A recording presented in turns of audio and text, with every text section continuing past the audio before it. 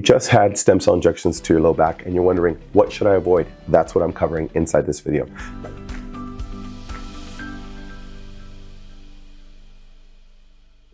My name is Dr. Chris Garcia. I'm a leading expert in stem cell recovery. I'm excited to help you across your journey to low back pain relief after stem cell injections.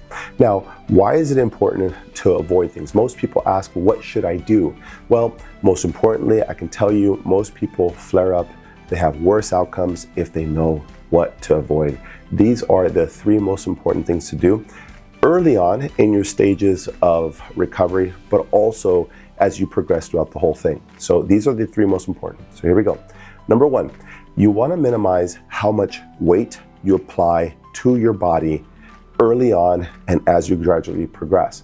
What I mean by that is, for instance, if you have kids, young kids, toddlers, infants, maybe even teenagers that you like to wrestle with. Now, the best thing you can do here is gradually progress. In those first 2 weeks, you want to avoid that completely. In the first 6 weeks, you want to avoid that completely. And in the first 12 weeks, you want to do that as well. You do not want to add resistance until after week 12. Now, you can still be doing body weight exercises, but you're not going to add any form of actual weight or load. So for instance, a squat position or carrying a lot of things on your body weight. Now, 10 or maybe even 20 pounds might be okay. You have groceries and small things like that, but you're going to have to include these very, very gradually and progressively. Now, in those first 12 weeks, don't add a lot of weight. Don't do that very quickly. Now, as you progress into months 3, 4, and 5, you'll be able to add more load. You'll probably enter the gym probably around week 12, where you start to do a little bit more resistance, and maybe at week 5 or 6, or excuse me, month 5 or 6 is where you're going to add a little bit more functional activities, where you add a little bit more weight.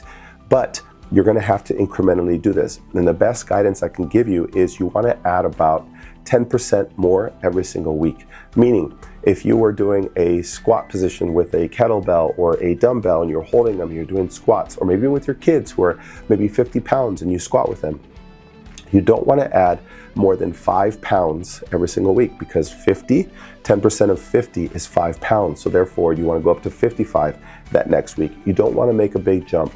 And that's the hardest part for people who have stem cell injections to their low back. You get hungry, you think you're feeling good, but if you follow a structured protocol or progression, it'll make it easier and you have a lower risk of having any worsening. Okay, so the first one was weight. The second one is intensity. What I mean by this is the amount of quick movements that you do. For instance, early in your stem cell recovery, you're going to feel like your back is achy. You feel like you can't move. It feels like, you're sore all the time. It feels like you had a really bad workout, or maybe even flu-like, where your body's just aching. And so it's very easy in the early stages that your body's talking to you. It's telling you to avoid certain movements and don't move very quickly, because you can't. Now, as you start to progressively get better, maybe at week 5, 6, or even month 3, you think you're Superman. You start to think, oh goodness, finally, I feel good again. Well, what happens is it's not just the total weight that you apply to your body, it's how quick you move. Now, for instance, if something falls on the floor, it's very quick and easy to try and pick that up. Well, that quick movement can exacerbate or worsen your back pain. And so you want to avoid quick movements. So if you're chasing after kids, if you like to play golf, you don't want to add quick swing movements in, because your body is not ready. Minimum, you won't be doing this until the week 12 mark. This is when you're starting to add more resistance to your body, but you're not doing any quick movements. And if you really want to be safe, you're going to wait to week 16, which is month 4.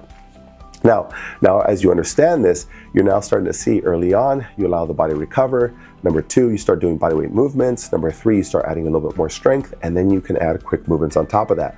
But most people go wrong in low back recovery is that they add quick movements before they build the progressions on everything else, and that leads to worsening. So if you want to avoid any future back pain and maximize your recovery, you're going to avoid a lot of weight on your body and a lot of fast movements. And the last one, the third one, is prolonged positions.